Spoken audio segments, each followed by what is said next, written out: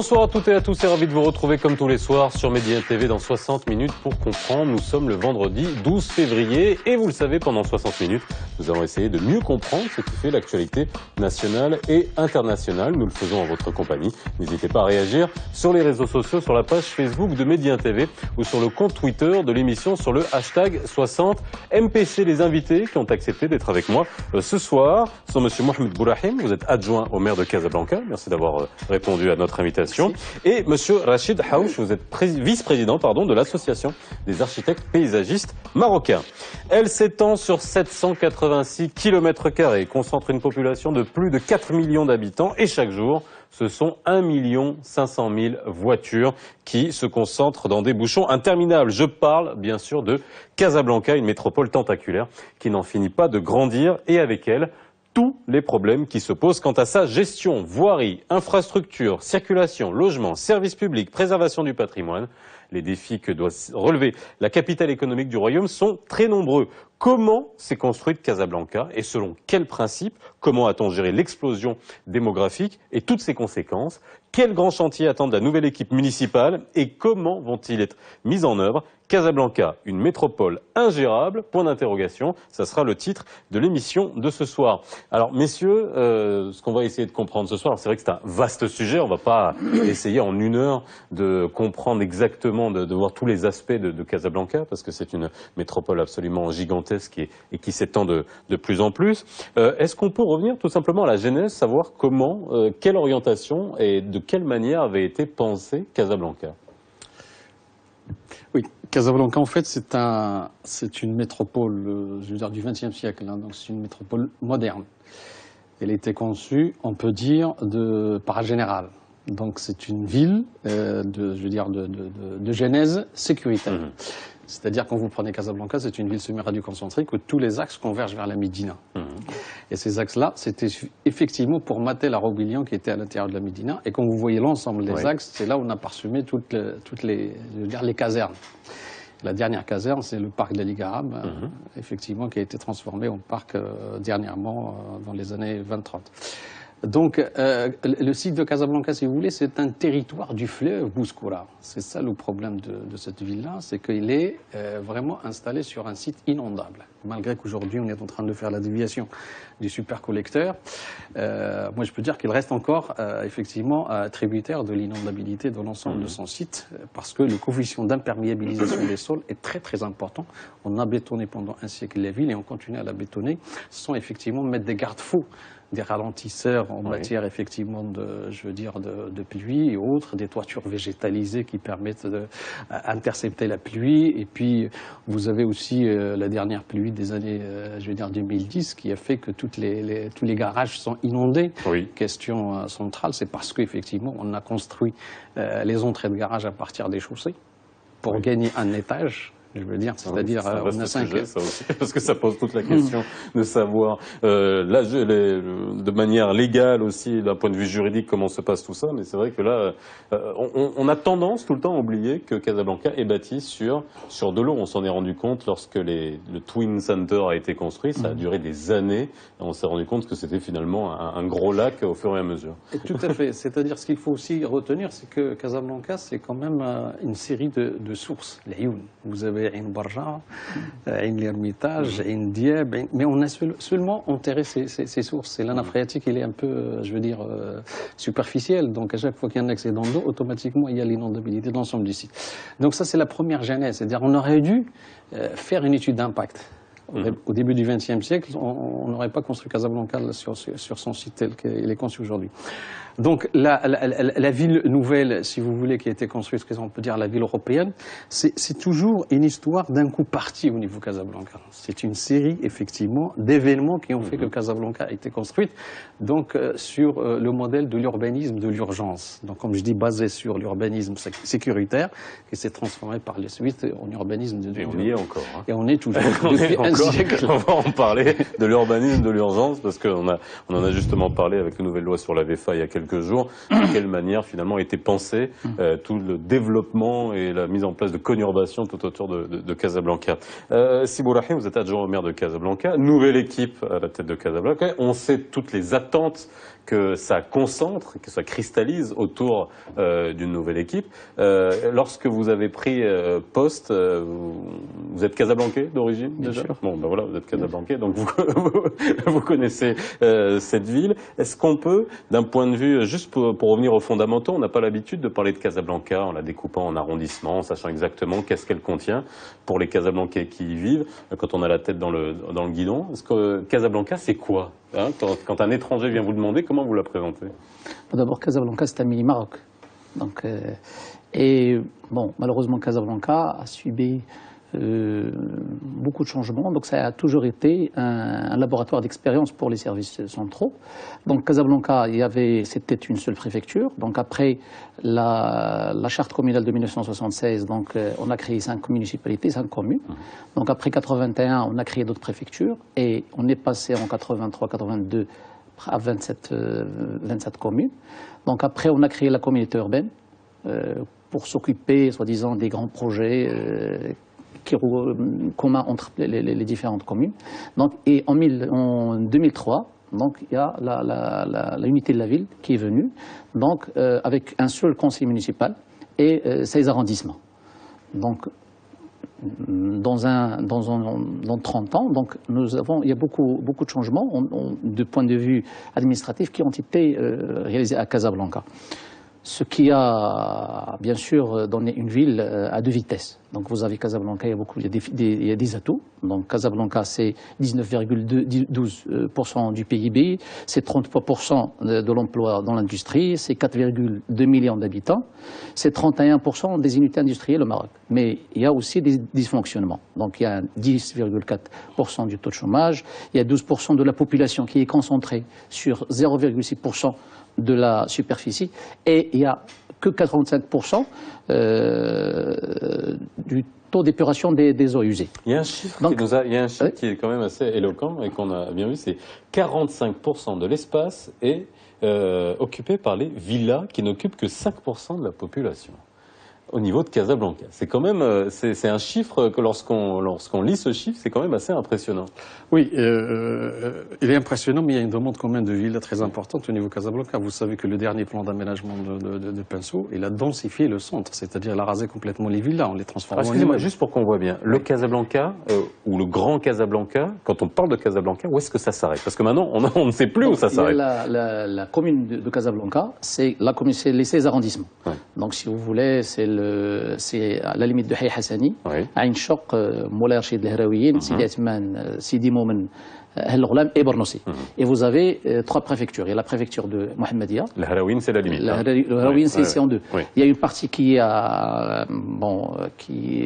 normalement à l'arrondissement de Moulay Rachid, donc la commune de Casablanca. Il y a une partie, ce qui est aujourd'hui la commune de Harawiyin, c'est la préfecture de Medina. Donc il y a la préfecture de Mohammedia, la préfecture de Medina, puis la préfecture de Nouassa. Donc c'est l'ex-région. D'accord, très bien. Je vous laisse continuer, c'était juste pour bien visualiser. Oui, je rebondirai dans le même sens. Il y a une étude sociologique qui a été faite il y a une dizaine ou quinzaine d'années. C'est-à-dire que vous avez la limite psychologique de Casablanca, c'est l'autoroute. Au-delà de l'autoroute, il y a des gens qui ne se considèrent pas comme Casablanca. Il y en a qui ne savent même pas que Casablanca est en bord de mer. Donc il y a le Casablancais, ce qu'on appelle Ould El-Hay, par exemple, c'est-à-dire Hay Mohammadi et les autres qui se concentrent de cette notion d'appartenance au quartier. Et vous avez les autres Casablancais, si vous voulez, qui ne se disent pas Casablancais parce qu'ils appartiennent à une autre catégorie. Donc moi, je reviendrai sur cette définition effectivement de Casablanca. C'est un pays dans le pays. C'est-à-dire elle contient 4 villes. C'est ça qui est terrible là, au niveau de Casablanca. Vous avez la Médina en tant que, structure traditionnelle qui a 2000 ans d'histoire. Et vous avez la ville européenne, donc, qui est effectivement la ville de Pros, mais qui est une cité-jardin à l'origine, donc ville américaine par effectivement les données d'Olmsted qui ont été traduites par le paysagiste Jean-Claude Nicolas Forestier. Avec ses grands boulevards, c'est tout. Les grands boulevards, voilà le système effectivement de parc. Vous avez la ville des Cochards, c'est-à-dire après l'indépendance, c'est une ville populaire entre parenthèses, mais c'est ce qu'on appelle la ville moderne, c'est-à-dire avec la séparation de fonctions. Donc on a testé le zoning, on va habiter là, on va travailler là-bas, le loisir de l'autre côté, et on a tiré Casablanca, si vous voulez, par rapport à ce que je disais tout à l'heure, qui est une ville semi-radioconcentrique, on l'a tiré vers Mohammedia et puis vers El Jadida de l'autre côté. Et vous avez le port en tant que ville. Donc le problème de Casablanca, il est là, c'est-à-dire on a 4 villes qui ont des logiques intrinsèques complètement contradictoires et on ne sait pas les gérer. On ne sait pas les gérer parce qu'il y a un moment, ça fluctue, c'est-à-dire on ne sait pas à quel niveau s'arrête un tissu pour un autre tissu démarre. Quand vous avez par exemple une limite avec Roche Noire et Insbeh, vous avez un urbanisme à Lilou, c'est-à-dire c'est l'ancienne ville européenne qui fluctue, et tout d'un coup vous avez un urbanisme moderne, un peu disparate. Et tout ça aujourd'hui, je ne sais pas si on appelle ça bien des conurbations, parce que finalement ce sont des espaces qui grandissent et qui finalement se rencontrent, hein, ce sont des intersections. On ne fait plus la différence entre, lorsque vous nous parlez de Casablanca, Roche Noire, Mohammedia, et puis là le même phénomène est en train de se passer du côté d'Azmour, en allant vers Dalwazat, Tamaris et Dalhel, etc. Là, aujourd'hui, ces amalgames sont clairs aujourd'hui au niveau de Casablanca. Est-ce que, administrativement, ça pose des problèmes, même dans la gestion, que tout ça s'imbrique? Non, moi je pense pour le moment, maintenant, non, parce que maintenant, même les élus du conseil de la ville de Casablanca, ils sont censés avoir une vision sur la ville de Casablanca. Quoique, il y a certains élus, bien sûr, quoique il y a des élus qui sont toujours liés à leur fief, à leur circonscription. Comme Rachid a dit, c'est vrai, Casablanca, c'était pas une ville, c'était un ensemble de villes, parce qu'il y avait 27 communes, donc chaque commune a son budget, chaque commune a ses choix, ses priorités, donc des fois, vous pouvez trouver un boulevard qui est aménagé, il y a la limite de notre commune, ils n'ont pas de budget, donc ils le font pas. Donc c'est ça, je dirais, le point positif de l'unité de la ville, parce qu'il y a des ressources financières du centre de la ville qui sont donc redéployées dans la périphérie. Donc, ce qui a permis à des municipalités qui étaient pauvres, comme Sidi Moumen, Sbata, Bemsik, d'avoir des projets structurants. Alors, quels sont les problèmes? On va parler des problèmes quand même, puisque on ne va pas nous taxer de parler tout le temps des problèmes. Il y a quand même aujourd'hui à Casa la gouvernance qui a posé un véritable problème, qui a tout le temps été dénoncé. Aujourd'hui, je le disais, avec la nouvelle équipe du nouveau maire, on a beaucoup d'attentes à ce niveau-là. Dans une ville comme Casablanca, intramuros, vous êtes architecte paysagiste, comment on peut rectifier le tir? Est-ce que c'est encore possible de rectifier le tir au niveau de Casablanca, dans son aménagement, dans sa fonctionnalité, dans son esthétique? Est-ce que c'est encore possible dans une ville comme celle-ci? Moi je fais partie d'une génération effectivement qui pose la problématique de la métropolisation de Casablanca. Moi je pense qu'il faut arrêter de développer Casablanca. Comme on l'a dit tout à l'heure, c'est un poids lourd du Maroc. Oui, à un moment, il faut s'arrêter. Il faut s'arrêter. Oui. Donc, il faut s'arrêter dans un sens ou dans un autre. C'est simple comme raisonnement, mais on n'a jamais personne le pose en ces termes-là. Oui, parce que si vous voulez, le piège du Casablanca, moi j'ai toujours dit, je l'écris à plusieurs reprises, c'est un piège qui s'est formé sur l'hôtel lui-même. C'est-à-dire, c'est l'axe atlantique. Parce que lui, il voulait effectivement développer à ce qu'on appelle le département 99, si vous voulez, c'est-à-dire Rabat, Casablanca, donc Alger, Tunis. Cette axe-là, elle était heurtée avec la farouche, effectivement, guerre qu'on a connue au niveau du Moyen Atlas, et puis la montagne. Donc il s'est replié sur l'axe atlantique en parlant du Maroc inutile. Et la problématique, elle est là, c'est-à-dire tout le XXe siècle, c'est le développement du Maroc au bord de mer, alors que le Marocain n'a pas le pied marin. On n'a jamais construit une ville au bord de mer, à part Rabat, si vous voulez, parce qu'on est venu de l'envers. Mais toutes les villes sont étrangères qui sont au bord de mer, que ce soit phénicienne, que ce soit espagnole, que ce soit portugaise, que ce soit française. Donc, le Marocain est continental. Voilà. Donc, parce que le Marocain, si vous voulez, il est descendu de la montagne. Et on a construit les villes à l'intérieur d'une montagne, c'est-à-dire les villes impériales et ainsi de suite. Alors qu'on a des kasabats au niveau effectivement de l'Atlantique pour juste contrôler les fleuves. Et puis la source, elle est derrière. Vous avez effectivement les Oudaya, vous avez Qasba d'Azmour, vous avez le Mehdia et ainsi de suite. Chaque fois, vous avez effectivement un fleuve, mais tout se passe à l'intérieur du pays. Donc nous sommes des terriens. Si on peut dire entre parenthèses. Et le piège, il est là. Moi, je dis toujours qu'il faut sortir de la dictature du XXe siècle en matière d'urbanisme au Maroc. Parce qu'on va encore étirer le Maroc vers effectivement Tanger, on va encore l'étirer le long de l'Atlantique vers... Et puis on a un Maroc toujours qui est inutile de l'autre côté. Et ça c'est très très très dangereux parce que quand Casablanca est malade, tous, c'est-à-dire le Maroc tremble de l'autre côté. Donc c'est pour ça que je dis, il faut arrêter de développer infiniment Casablanca. Il y a un moment, il faut s'arrêter et puis regarder ce qu'on peut faire comme complémentarité autour de Casablanca. Vous êtes sensible à des arguments comme ça? Il y a une réflexion dans ce sens-là ou pas? Et à un moment, on se dit, il faut vraiment arrêter? Bien sûr. Bon, d'abord, il y a des défis à relever à Casablanca. Donc il y a des défis d'habitat, de sécurité, de mobilité. Donc c'est une problématique assez complexe. Non mais on va y arriver. Donc, il y a déjà... Non mais on va y arriver. Oui. C'est-à-dire que là on est en train de parler de l'extension. Après on va parler bien sûr de l'existant et de quelle manière le met. Mais au niveau de l'extension, est-ce qu'on pense on a une réflexion pareille de dire il y a un moment il faut arrêter de donner des autorisations, arrêter de construire à la bord de Casablanca à l'intérieur. Mais vous avez des contraintes de loi. Donc vous avez un plan d'aménagement qui est voté, qui est aujourd'hui épousable à tout le monde. Donc on donne des autorisations de construire conformément à un schéma directeur et un plan d'aménagement qui est déjà là. Je pense qu'aujourd'hui, avec la grande région de Casastat, nous aurons la possibilité de voir des extensions, mais une vision globale sur la région, ce qui va nous permettre d'avoir d'autres zones à développer. Parce que avec l'ancienne version, donc Casablanca était déjà saturé avec les 4 préfectures de Casablanca, Midiouna, Nouassar et Mohammedia, c'était déjà saturé. Mais toutes les autorisations qui sont données conformément à un plan d'aménagement et un schéma directeur. Un schéma directeur qui a été fait. Ça, j'en suis conscient. Est-ce que ce plan d'aménagement, bien sûr, il peut y avoir des décisions? Les lois, ça change et ça se... Non, mais c'est un schéma directeur quand même qui a été fait selon une approche participative où tout le monde a participé. Donc il y a des élus, la société civile, des architectes, tout le monde.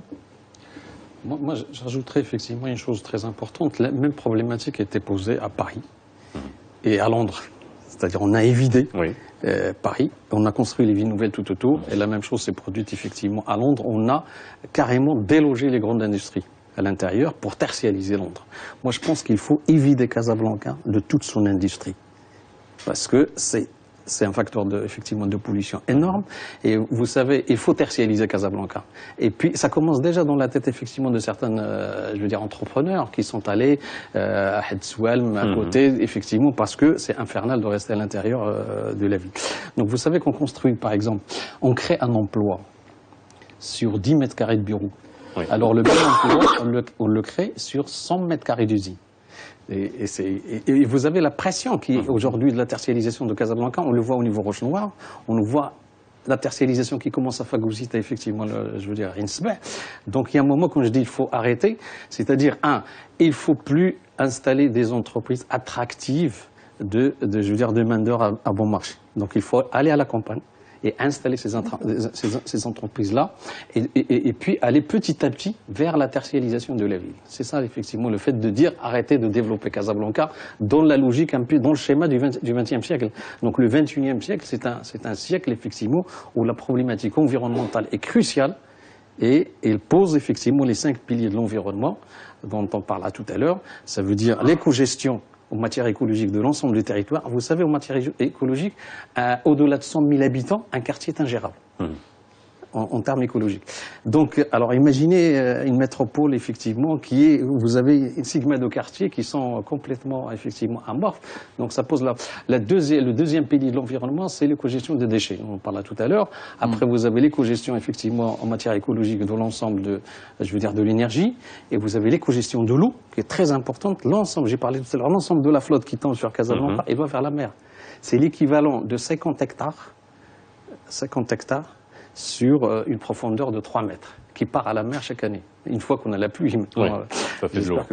Le 5e pilier qui est très important en matière environnementale, c'est effectivement la santé, on en parla tout à l'heure, le confort des habitants, effectivement, et vous avez le management environnemental, c'est-à-dire il faut gérer la ville vraiment avec une gouvernance, terre à terre environnementale, et appliquer, on a une loi extraordinaire, qui est la loi sur l'environnement et le développement durable.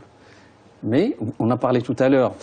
Alors, avant qu'on arrive à toutes ces composantes, merci de nous avoir donné ces 5 piliers. Il y a un élément de la ville de Casablanca, c'est aussi l'esthétique. Casablanca, c'est Casablanca. C'était censé être la ville blanche qu'elle n'est plus depuis très longtemps. Et puis le film Casanegra de notre ami Al-Khmari qui l'a réalisé montre bien cette chose-là. Aujourd'hui, est-ce que vous pouvez nous expliquer pourquoi il y a cette anarchie en termes de façade alors que nous disposons d'une loi.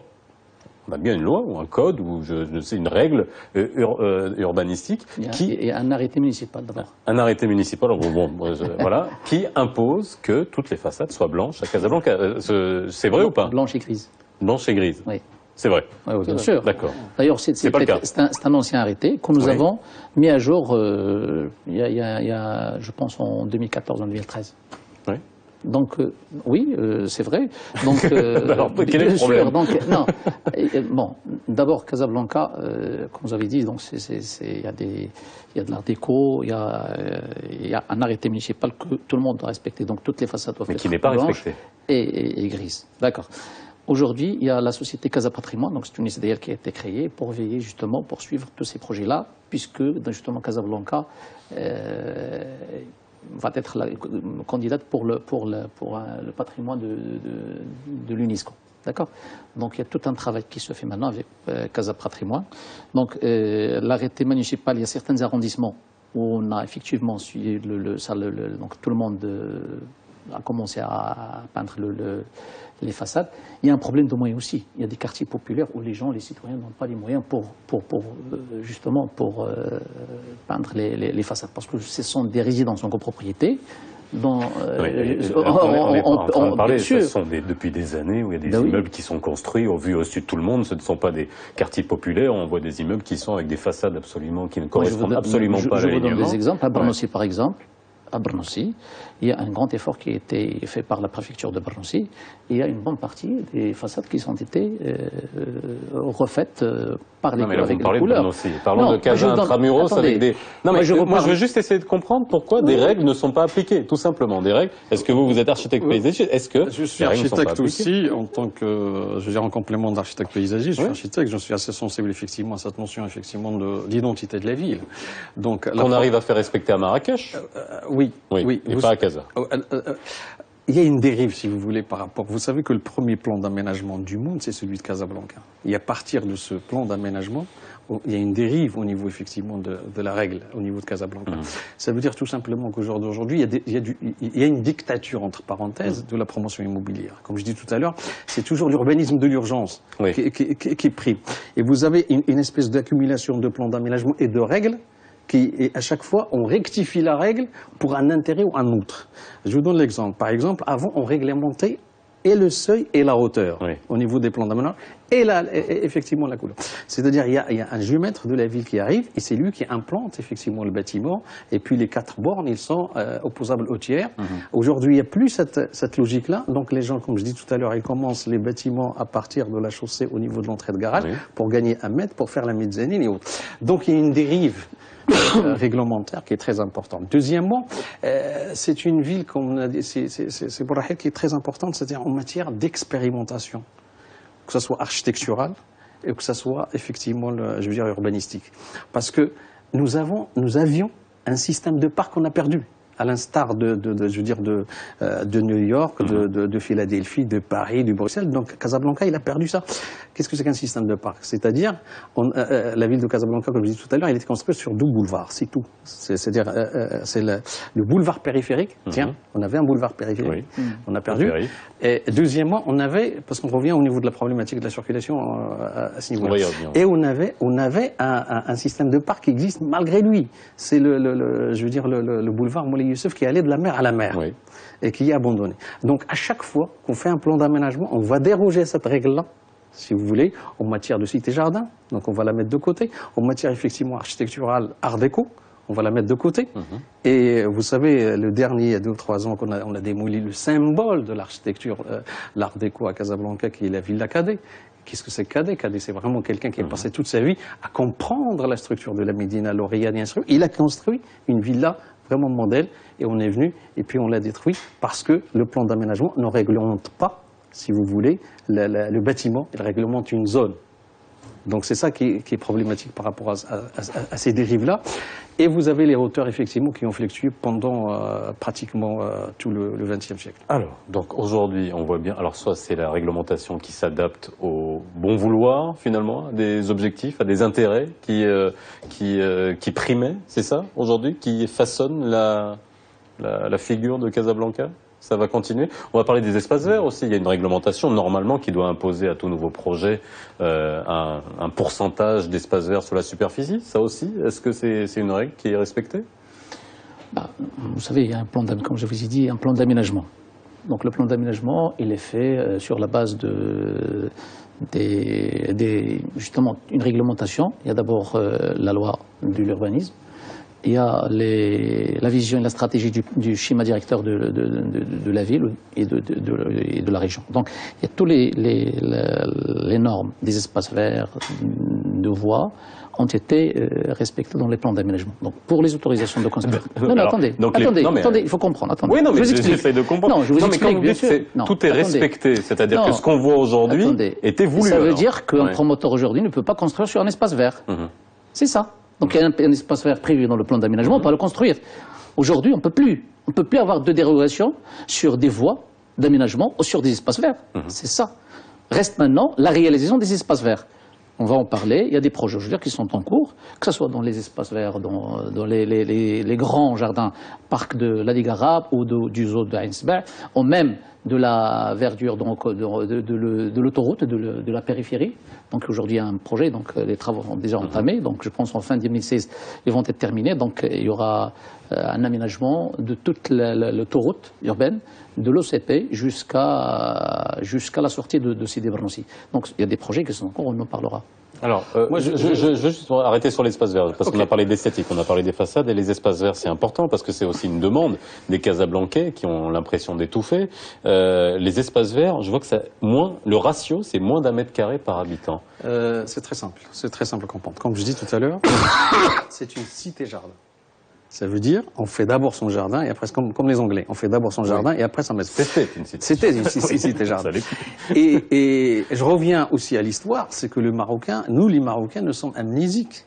Parce que nous avions inventé l'histoire de l'art des jardins. Ce qu'on appelle les jardins à la française, ils sont marocains, ils sont venus de Marrakech, si vous voulez. Je peux vous raconter toute l'histoire et comment on a fabriqué ces jardins-là. Les Almoravides, ils ont théorisé, si vous voulez, l'urbanisme romain, et les Mouhidines, ils ont pratiqué cet urbanisme, ils ont conçu Marrakech comme une maison et son jardin. Quand vous prenez la Médina de Marrakech, vous avez les deux tiers, c'est-à-dire 550 hectares, je veux dire, d'espace aménagé avec ce qu'on appelle les jardins Nzaha et ainsi de suite, qui sont les quartiers Riyad, enfin aujourd'hui, qui sont les jardins de Riyad, les jardins de l'Agdal, je veux dire, de Marrakech. Ça veut dire qu'on avait ça dans notre façon de concevoir. Mais on l'a perdu à partir du XXe siècle, parce qu'on est rentré dans une autre logique avec la cité européenne, la notion effectivement d'avenue, de boulevard et ainsi de suite. On n'avait pas cette connotation. Bon, ça c'est très important. On a parlé du système de parc qu'on a mis effectivement à la dérive. Parce que vous êtes en train de remuer le couteau dans la plaie. C'est-à-dire qu'on a moins d'1 mètre carré d'espace par habitant, mais vous êtes en train de me dire, mais on avait ça dans la mentalité et qu'on a perdu. On a perdu. Ça fait mal. Même les mentalités des gens ont changé. Oui. Vous savez qu'aux années 60, on est jeune, mais on raconte que dans les années 60, il y avait 2 personnes de la municipalité qui contrôlent les déchets, les espaces verts. Il y avait même des PV, des pénalités. Ça, on ne le trouve pas maintenant. Voilà. Malheureusement, il y a même la mentalité des gens. Vous êtes à la mairie, là. Mais attendez, la mairie, c'est gère avec qui? Avec les citoyens. C'est pour les citoyens. Il y a quand même un comportement des gens. Même les comportements ont changé. Ouais, malheureusement. Je vais continuer effectivement dans cette lancée. Effectivement, je parlais pas d'espace vert parce qu'on ne sait pas ce qui est vert. Est-ce que c'est la mer? Est-ce que c'est l'homme? C'est une invention du XXe siècle pour vraiment assassiner la notion d'espace de verdure, si vous voulez, par habitant. Donc pourquoi la norme OMS, il exige 10 mètres carrés de surface? Je n'ai pas dit, mais c'est ça, 10 mètres carrés par habitant. C'est la norme de l'Organisation mondiale de la santé. De la santé. En intramuros et 12 mètres carrés au périphérique. D'accord. C'est-à-dire, on a inventé ça, c'est très simple à comprendre. Ça veut dire que si vous prenez un arbre qui a, par exemple, 30 ans, qui a 10 mètres d'envergure, il va dépolluer 2 tonnes par an de poussière. Et il va, évacuer dans l'air 700 litres par jour d'eau. Et puis, il a une portée, effectivement, de 16 hectares. Si on mesure ça par rapport à la pollution, donc on a besoin de 10 à 12 mètres carrés pour respirer. Les rations, ils ont été calculés comme ça. Comme ça. D'accord. Maintenant, quand vous prenez la grille, on parlait tout à l'heure effectivement des plans d'aménagement de la loi 1792, qu'on peut appeler 1292 sur l'urbanisme, qui a plus de 15 ans, qui a plus de 25 ans, complètement dépassé. Il y a une grille normative. Cette grille normative qui vous dit, vous avez tant d'habitants, donc vous avez tant de besoins effectivement d'équipements, et ainsi de suite. Ben, cette grille normative, elle impose seulement 1,5 m² de surface de verdure par habitant. Donc ça, c'est réglementairement, si vous voulez. On est très loin des 10-12 mètres carrés. Et quand on la réalise, on réalise à peine... Et il y a la santé, et puis il y a le confort de vie. Exactement. Et quand on ne réalise que 0,5 mètres carrés par habitant. Et il n'y a pas de contrôle derrière. C'est ça qui est terrible. On reviendra bien sûr sur le contrôle, on reviendra sur le contrôle et la gouvernance et sur les défis que Casablanca doit affronter. On fait une petite pause, on revient juste après.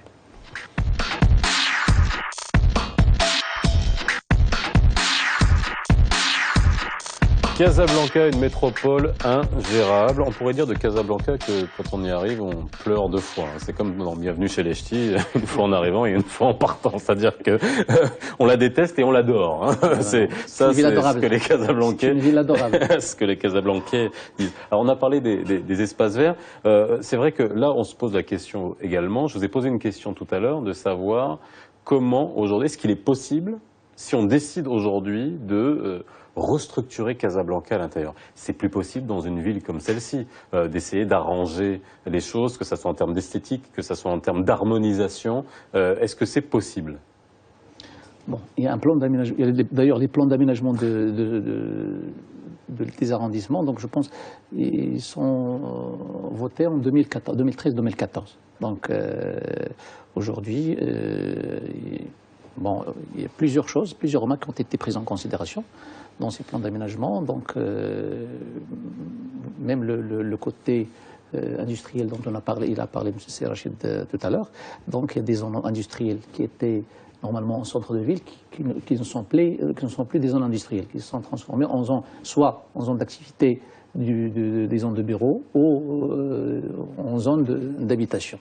Je pose cette question parce qu'on a eu cet exemple, prenons l'exemple du boulevard Mohamed V, par exemple, qui était ce boulevard dont je me rappelle quand j'étais petit, qu'on a repenté avec des magasins et qui était devenu, qui est malheureusement, avec tous ces immeubles qui partaient à l'abandon, avec l'arrivée du tramway, l'avoir rendu piéton. Est-ce que c'est une bonne expérience? Est-ce qu'on a atteint l'objectif qu'on avait fixé en rendant piéton le boulevard Mohamed V, d'après vous? Je continue. Oui. Justement, et parmi les plans d'aménagement, on pris en considération aussi un certain nombre de problématiques qui entrent dans le cadre du programme de développement de Casablanca 2015-2020, notamment les aires de stationnement, les parkings.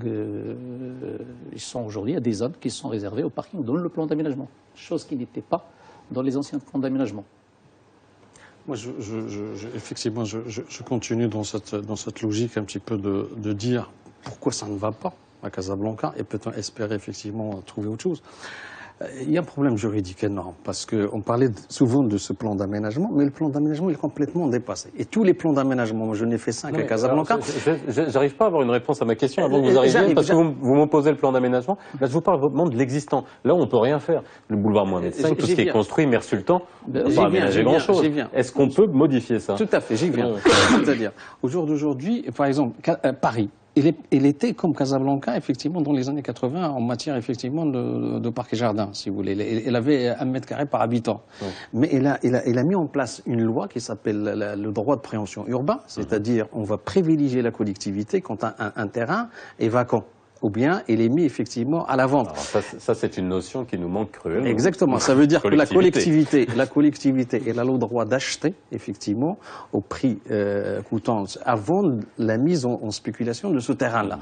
Et c'est ce qui a permis effectivement à la ville de Paris pendant une vingtaine d'années d'arriver effectivement à 20 mètres carrés de surface de verdure par habitant. Donc cette loi n'existe pas effectivement au niveau de la loi 1280, la loi 1792.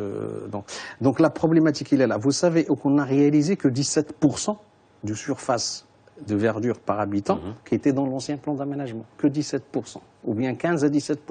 Et même les équipements, ils sont entre effectivement 15 à 20%. Ça veut dire qu'il y a quelque chose qui ne va pas. Ah bah forcément. Tout à fait. Donc, la problématique du fond, elle est dans ce sens. Si on met, comme je dis tout à l'heure, les plans d'aménagement dont on a livré ces derniers temps, ils sont déjà mornés. Parce qu'ils ne peuvent pas répondre effectivement. Prenons le cas de la COP22, il ne peut pas répondre effectivement à la loi sur l'environnement et le développement durable. Donc c'est ça la dialectique qu'on a à gérer au jour d'aujourd'hui, et c'est pour ça que l'horizon il paraît bouché, parce que on a, si vous voulez, c'est le serpent qui se mord la queue. On a mis en place effectivement un système juridique qui nous pénalise.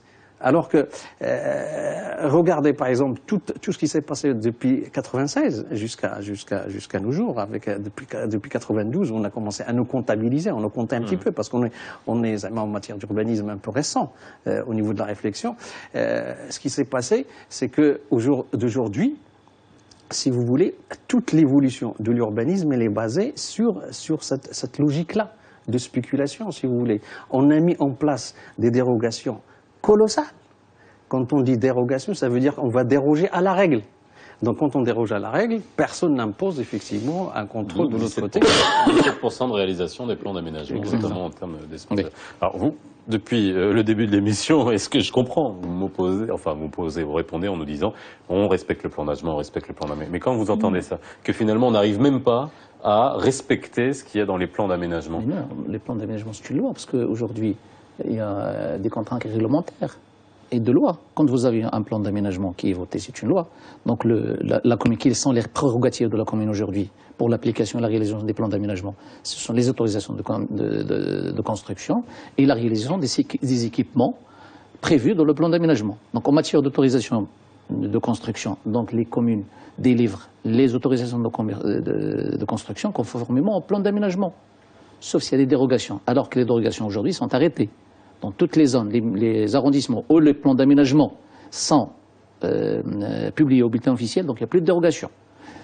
Et en matière, pour la réalisation d'infrastructures, bien sûr que le plan de développement urbain de Casablanca, qui a fait l'objet de la convention qui a été signée devant Sa Majesté, il prend en considération la réalisation des équipements qui sont prévus par les plans d'aménagement.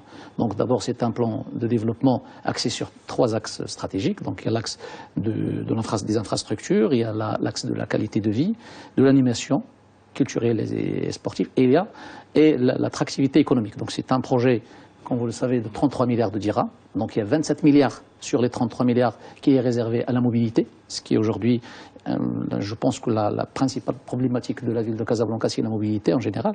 Donc il y a 2 milliards de dirhams qui est dédié à la restructuration des quartiers sous-équipés, donc surtout les quartiers de la périphérie de Casablanca. Donc il y a 1,8 milliard pour la mise à niveau sociale de la région de Casablanca. Il y a 1,130 milliard pour les infrastructures culturelles et sportives, 700 millions pour l'aménagement du littoral de Mohammedia à Darbouzza, et il y a 300 millions pour ce qu'on appelle aujourd'hui le marketing et promotion territoriale, ce qu'on appelle la city branding. Vous savez, Casablanca, c'est une ville de renommée internationale, donc il y a un effort qui doit se faire pour promouvoir l'image de Casablanca, pour améliorer son attractivité économique, surtout que l'enjeu majeur aujourd'hui, c'est de faire de Casablanca un hub financier régional. Au-delà de ça, vous avez expliqué comment ça grandit. Est-ce que ça grandit? Je suis désolé, j'ai l'impression que j'arrive pas à vous faire dire ce que vous avez peut-être derrière la tête. C'est-à-dire qu'en gros, lorsqu'il a qu'à se balader vers les endroits qui commencent à se développer, on a l'impression que ça se fait sans aucune vision, sans aucune intégration. On a l'impression qu'on met des logements, qu'on n'a aucun espace vert qui sont aménagés, pas d'infrastructure, pas d'équipement. On met des immeubles ou des villas, et puis après on commence à faire peut-être des routes, des pistes, etc. Quand vous dites qu'il y a des plans d'aménagement, est-ce qu'ils sont bien pensés? C'est fait ça. Il y a quelque chose qui est terrible dans ce pays qu'on adore, c'est un schéma qui prime sur un plan. Le schéma directeur. Oui, prime sur un plan. Deuxième chose par rapport à ce schéma, on parlait du schéma directeur. Il est fait au 25 millième. D'accord? Le plan d'aménagement, il est fait au 5 millième. Vous avez 5 fois l'erreur. D'accord. Donc ça, c'est très important. Non, mais c'est On n'y pense pas, mais techniquement, oui. Voilà, c'est-à-dire qu'il manque un plan directeur. D'accord, avec des lunettes, tu voudrais à la exactement. Voilà, donc un plan directeur par rapport à ça. Et on manque de vision. Pour être clair, on manque de projet de ville. Vous prenez le cas de Paris, par exemple, on vient de célébrer le Grand Paris. Ça veut dire 2050, on sait comment sera Paris. C'est dessiné jusqu'à l'avant-projet sommaire. C'est-à-dire, c'est quelque chose d'opposable tiers et tout le monde, effectivement, converge. Même les élus qui vont venir par la suite, ils vont réaliser dans ce sens-là. Nous, on n'a pas de vision. On n'a pas de vision. C'est-à-dire, on a un schéma directeur qui lance une vision et on n'a pas de plan, si vous voulez, de réaliser.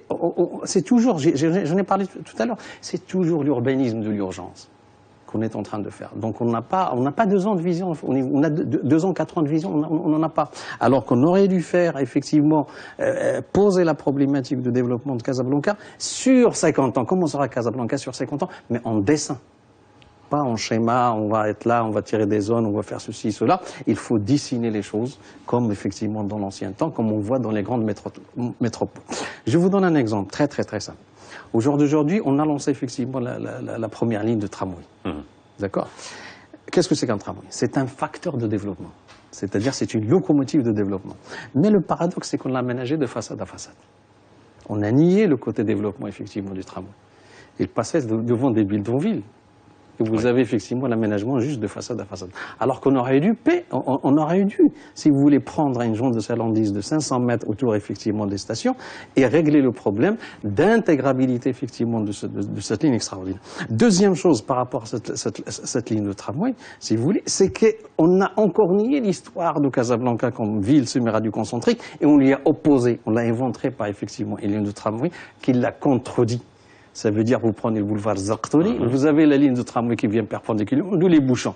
Parce que le tramway, il a toujours, effectivement, le feu vert. Donc, on a multiplié par 3 le bouchon à Casablanca. Qui était déjà immense. Voilà. Donc, ça veut dire qu'il faut absolument aller dans le sens, effectivement, des choses. Parce que l'histoire, elle est là. Et chaque fois, on dérive par rapport à l'histoire de la ville et on paye les conséquences.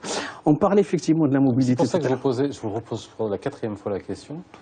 Est-ce que c'est dur dans des villes comme Casa, dans l'état où elles sont, avec la densité que ça représente, avec la manière, avec la distribution des rues, de modifier quelque chose? C'est-à-dire que ce que vous êtes en train de me dire, est-ce que si ça avait été mieux pensé, mieux vu, avec une meilleure vision, est-ce que on aurait pu avoir quelque chose de moins congestionnant au niveau du tramway? Tout à fait.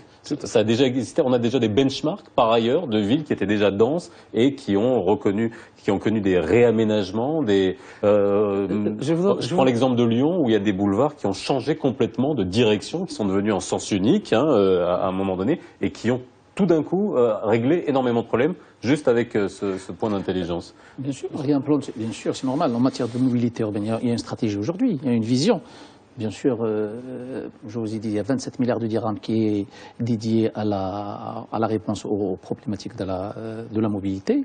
Donc il y a le transport en site propre, donc il y a 80 km qui va être réalisé à l'horizon 2022, que ce soit tramway ou BHNS, donc c'est en fonction. Tout ça aussi, la décision, est-ce que c'est le tramway ou le BHNSS, c'est en fonction de la fréquence, du nombre de passagers dans des zones. Donc il y a des zones où effectivement on a besoin d'un tramway, il y a des zones où on a besoin d'un BHNS. Il y a la régulation du trafic. Donc la régulation du trafic avec le système qui vient d'être inauguré par Sa Majesté, donc de caméras de surveillance et la régulation intelligente du trafic, donc ça va régler le problème. Donc vous aurez des applications mobiles comme se fait dans la plupart des villes à l'échelle internationale mondiale. C'est-à-dire que les policiers, on va arrêter de voir les policiers appuyer sur les boutons des normalement, non, bien sûr. Donc, ce qui est une horreur pour eux aussi. Aujourd'hui, avec le tramway, les feux rouges sur l'axe tramway, il n'y a pas une intervention humaine. Donc il les gère automatiquement, par un système informatique, il les gère automatiquement. Donc on n'intervient pas. Il y a parfois des interventions humaines où le policier vous dit de passer même si c'est le feu rouge. Mais non.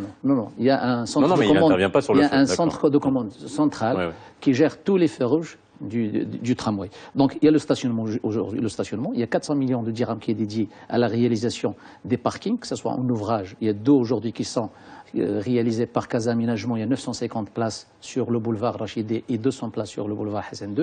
Et il y a 270 millions de dirhams qui est dédié à d'autres parkings qui seront réalisés par Casa Transport. Il y a 15 parkings relais qui seront réalisés avec les lignes de tramway, que ce soit la ligne 1 ou la ligne 2.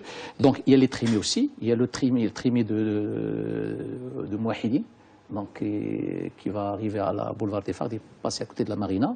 Il y a le nœud A. Le nœud A, donc c'est l'aménagement du nœud de l'OCP. Donc, il y a aussi un trémie de Zartoni, trémie de Rani. Il y a de grands projets aujourd'hui d'infrastructure qui contribueront à je dirais, au règlement de ce problème de circulation. Il y a aussi un plan de circulation qu'on a réalisé.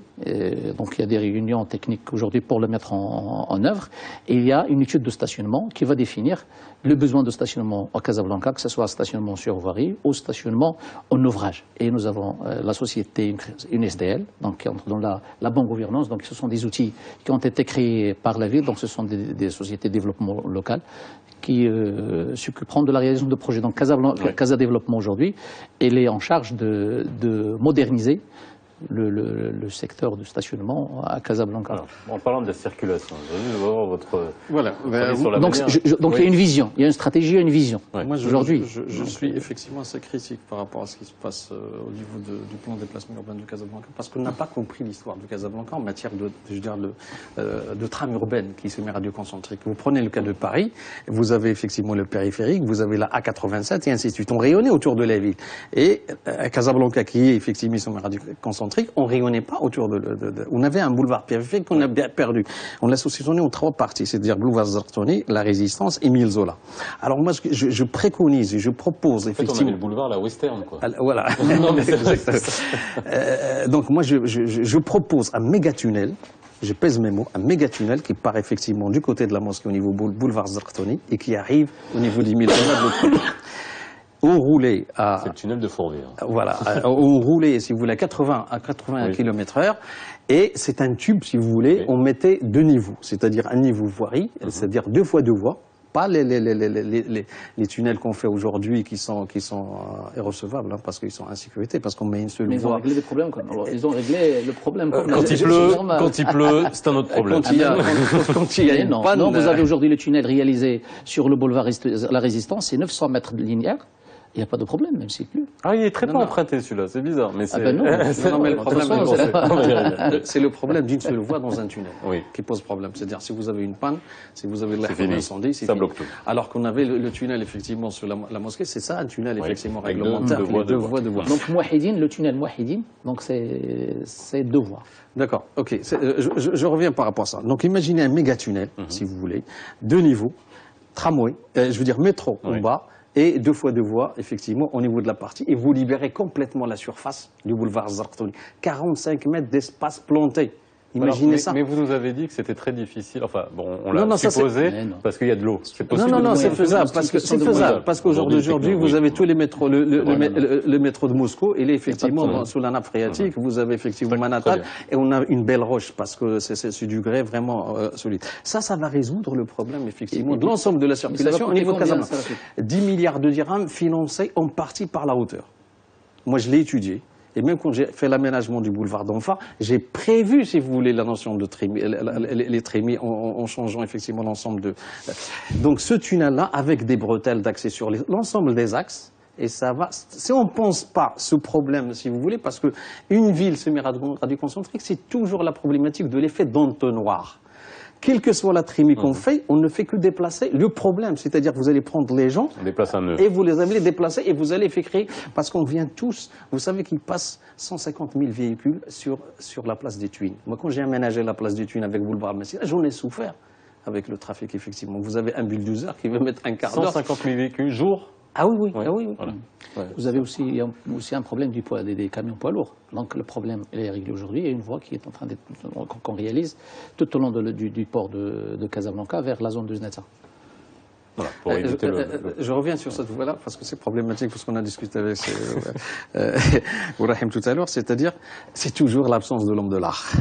On appelle effectivement, on a un problème. En urgence, on va le régler avec l'ingénierie et la technique. Et on a coupé la ville, effectivement, de Heinsberg. Heinsberg, je parle de la ville, c'est-à-dire effectivement de cet arrondissement, de la mer. Parce qu'une voie comme ça, avec 4 mètres on aurait dû la couvrir et puis dialoguer avec la mer. Ça, c'est problématique. Voilà, on a résolu un problème, mais on a créé un autre.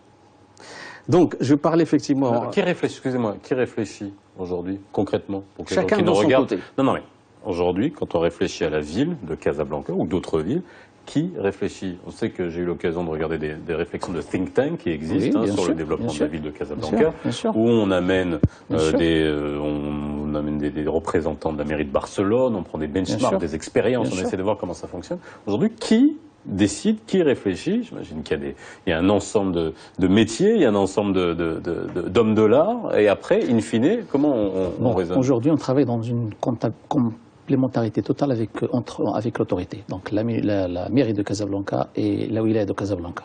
Donc le plan de développement de Casablanca a été développé dans le cadre d'une approche participative. Donc il y a 600 personnes qui ont été mobilisées. Il y a 9 groupes think tank, justement, qui ont tenu plus de 150 réunions. Il y avait des commissions qui ont tenu plus de 100 réunions. Il y a des benchmarks avec les plus grandes métropoles mondiales. Tout ça a donné justement une réflexion pour établir le plan de développement de Casablanca. Donc d'abord, c'est une banque de projets qui est établie de presque 200 projets avec 130 milliards de dirhams.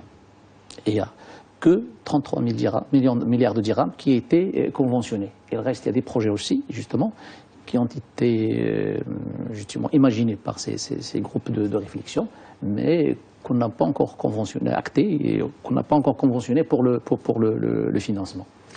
Vous savez, cette notion de benchmarking, effectivement, en matière d'urbanisme, cette problématique-là, elle n'est pas spécifique à Casablanca en termes de déplacement. Quelle est la ville la plus comparable en termes de développement? C'est Barcelone. C'est Barcelone. Quand vous passez au niveau de Barcelone, vous avez un tunnel qui passe. Ce tunnel-là, vous traversez Barcelone sans effectivement être à Barcelone à 80 km/h et vous êtes... Barcelone, il a réalisé son tunnel de 12 km en 10 ans. Aujourd'hui, on a l'expérience aujourd'hui avec effectivement ce supercollecteur, donc on va avoir un tunnelier, donc on va commencer effectivement à réfléchir. Et quand je dis qu'on peut fabriquer effectivement ce tunnel, on va juste mobiliser 2 bretelles latérales. C'est juste pour sortir les gravats. Donc ça peut résoudre. C'est cette ambition moi qui m'intéresse. C'est une ambition politique très très forte qui permet de dire basta par rapport à ce qui s'est fait jusqu'à aujourd'hui au niveau de Casablanca. Il faut une vision effectivement beaucoup plus lointaine et concrète et dessinée. Les choses de façon terre à terre. Deuxième chose, la notion effectivement de multimodalité. Voilà, on a fabriqué une ligne de tramway et par rapport à cette ligne de tramway, il y a l'absence du bus. Il y a l'absence effectivement des immeubles, si vous voulez, parking, relais. Il y a l'absence de vélos, très important. C'est-à-dire, le Maroc, il a ratifié la loi sur l'air. C'est une loi française, qui oblige les collectivités, quand ils réhabilitent un boulevard, de mettre en place des pistes cyclables. Moi, j'ai aménagé des pistes cyclables, mais elles ne sont pas réglementaires, parce qu'effectivement, il y a les taxis qui essayé une fois de les prendre, c'est extrêmement dangereux. Parce qu'on manquait de plan de circulation douce, si vous voulez, qui sera opposable au tiers, ou même vite que le plan d'aménagement. C'est-à-dire ce que j'appelle moi le plan paysage. C'est-à-dire qu'aujourd'hui, vous savez que 50% des déplacements à Casablanca se font à pied. Mais le trottoir n'a même pas de statut. Il n'a même pas de statut. Imaginez au boulevard Zarqtoni, vous avez des dénivelés d'1 mètre. C'est quasiment impensable. Oui, les trottoirs, c'est des murs. C'est des murs. Bon, d'abord, pour la réalisation de la première ligne de tramway, je dirais que c'était un besoin. On devait commencer. D'ailleurs, on a réalisé, c'est la première ligne tramway au monde où il y a 31 km. Généralement, c'est 15, 16, 17 km. Il fallait réaliser cette ligne. D'ailleurs, on a tenu un délai, une date de 12-12-12, ça a été effectivement réalisé avec des équipes de Casa Transport, une société de développement local gérée par des Marocains, ce qui est une fierté aujourd'hui pour l'équipe, pour les Casablancais, pour les Marocains en général. Donc c'est une société qui a acquis une expérience extraordinaire en matière de réalisation des lignes de tramway. donc, tout ce qui a dit Rachid a été pensé. Donc, il y a des parkings relais. Il y a déjà un parking à Oasis qui est aujourd'hui opérationnel. Donc, il y a d'autres parkings qui sont réalisés. Il y a des pôles d'échange. Malheureusement, on travaille sur l'interopérabilité entre le bus et le tramway. Malheureusement, il n'y a pas de maillage. On parlait d'un maillage. Attendez, je vous explique. Malheureusement, nous n'avons pas un seul opérateur. Nous avons un autre opérateur qui exploite le bus. Et nous avons deux modes de contrat, deux modèles de contrat différents. Nous avons un modèle de contrat tramway qui est à risque industriel. Donc c'est un appel d'offres pour l'exploitation. Donc les recettes sont collectées par l'exploitation au profit de Casa Transport et l'exploitant, elle est rémunérée sur ses charges. Il y a un système de bonus-malus en fonction de la qualité de service. Et nous avons un autre modèle de contrat avec Reski Pirel, le contrat de Medinabus. Donc malheureusement, c'est un contrat qui a été signé en 2003, avant même la loi sur la gestion déléguée. Donc nous avons deux opérateurs, deux modèles de contrat. On n'est pas malheureusement jusqu'à maintenant arrivé à cette interopérabilité, mais certainement on y travaille. Donc nous avons déjà un comité de suivi de Medinabus qui sera tenu mercredi prochain. C'est un comité de suivi qui ne s'est pas réuni depuis 2008. Donc je pense qu'on y arrivera. Il y a aussi comme j'ai dit, des pôles d'échange entre les bus et le tramway. Et nous avons la deuxième ligne de tramway qui est aujourd'hui, qui est lancée et qui sera opérationnelle en 2012. Moi je pense que justement, cette ligne, il est de 15 km, donc il est dans les normes. Il est dans les normes des tramways à l'échelle internationale. Je pense que si on arrivera à réaliser les 80 km avec toutes les lignes de tramway, il y aura une offre, il y aura une alternative pour les citoyens pour prendre le tramway au lieu des voitures, ce qui réglera le problème d'écologie. Aujourd'hui, on ne peut pas, justement parce qu'il n'y a pas cette offre, il y a pas tous les quartiers ne sont pas desservis par le tramway. Ils le seront, Inch'Allah, après la réalisation des 80 km. C'est juste je parlais de la problématique de la multimodalité. C'est-à-dire aujourd'hui, l'équation cruciale à résoudre, c'est comment mettre un maximum de gens dans un minimum de véhicules. C'est très simple. C'est-à-dire, au jour d'aujourd'hui, on n'a pas étudié Casablanca en matière, d'immigration alternante. C'est-à-dire, on se déplaçait tous en même temps pour aller travailler ici. On se déplaçait tous pour aller au loisir au niveau de la commune. Et ça bouchonne partout. Oui. Donc, ça veut dire quoi? Ça veut dire un problème d'urbanisme. Ça veut dire qu'il y a un problème de mixité, c'est-à-dire en termes de... Alors que le tramway a tendance à régler le problème de mixité. C'est un élément de mixité sociale incroyable. Exactement. C'est pour ça que j'ai dit tout à l'heure, on parlait tout à l'heure des plans d'aménagement. Vous savez, moi j'avais proposé à ce que on dialogue avec effectivement la ligne de tramway et de dire à chaque fois qu'il y a une station de tramway, on réglemente un immeuble en stationnement, c'est-à-dire un immeuble parking. Oui. Ça n'a pas été fait. Non, c'est programmé.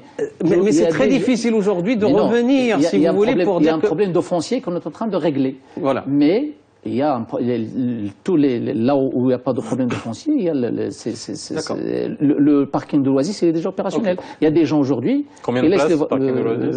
Je dirais une centaine. Hein. Donc c'est déjà pas mal. Oui, parce qu'il y a le parking... Il en faudra beaucoup. Non, bien sûr. Non, là, à l'Oasis, il y a deux parkings. Il y a un parking relais du tramway, géré par Casa Développement, et il y a un parking de l'ONCF, à côté de la gare. Donc je pense qu'il n'y a pas de problème en matière de nombre de places. La deuxième chose par rapport effectivement à cette multimodalité, c'est le confort au niveau du bus. C'est-à-dire il faut le même confort qu'on a au niveau du tramway, il faut qu'on ait effectivement ce même confort avec l'interopérabilité dont on a parlé, avec le timing, avec le tramway. Quand on monte dans un bus, c'est assez violent comme contraste. Ouais. Exactement. Vous savez, notre objectif c'est quoi? C'est un citoyen prend sa voiture et la laisse dans un parking avec un ticket, avec le même ticket du parking, il prend le tramway et il prend le bus. C'est ça l'objectif.